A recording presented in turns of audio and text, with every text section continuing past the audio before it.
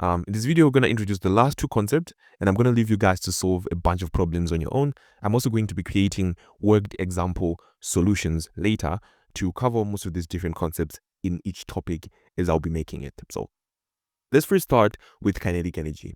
Go back to your notes and look at where we derived the following equation for orbital speed. I'm not going to derive it again for you, but essentially we made the assumption that v is equals to the square root of gm over r when we're looking at circular motion. Go and look at that video if you've forgotten. But essentially, given the equation of kinetic energy, we know that kinetic energy is actually half mv squared, right? We can substitute the value of the orbital speed, which is the square root of gm over r. So if you plug it in over here, okay, we can therefore square root and squared cancel out. We can therefore be left with half m gm over r. So kinetic energy is actually gmm over 2r, right? So question can give you mass of the earth, mass of a substance, the distance r that has been moved, and they can ask you find the kinetic energy that that object has at that specific point. It's going to move, right? If you throw an object up, or if it's moving towards space, it's going to move towards the earth, and you need to know at what specific point do we have kinetic energy, if we actually have it. So this equation is really helpful because it helps you calculate the kinetic energy at that specific point. You can easily use the above equation to find kinetic energy, but you also need to understand what is total energy.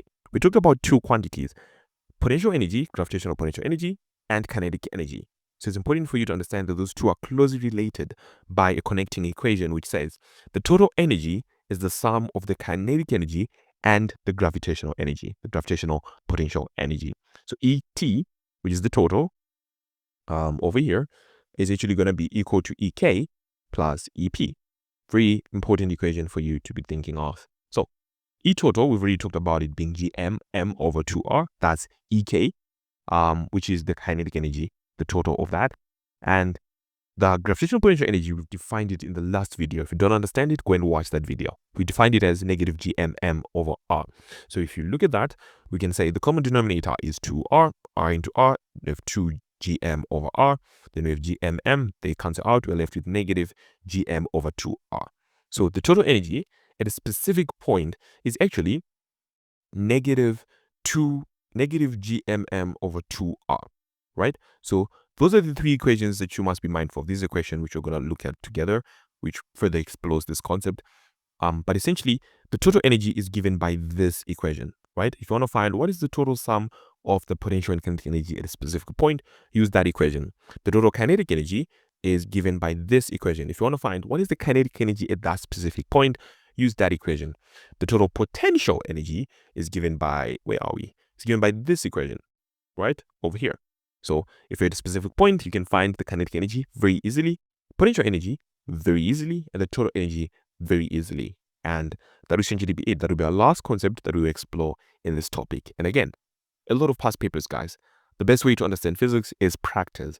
Keep on solving past papers. We have a lot of concepts we didn't even explain in this document. For example, binary star systems, but it's just similar to circular motion, right? Explore those concepts, how to draw graphs, how to interpret them. Play around with these different questions, try to understand, see what sticks, and hopefully keep on practicing.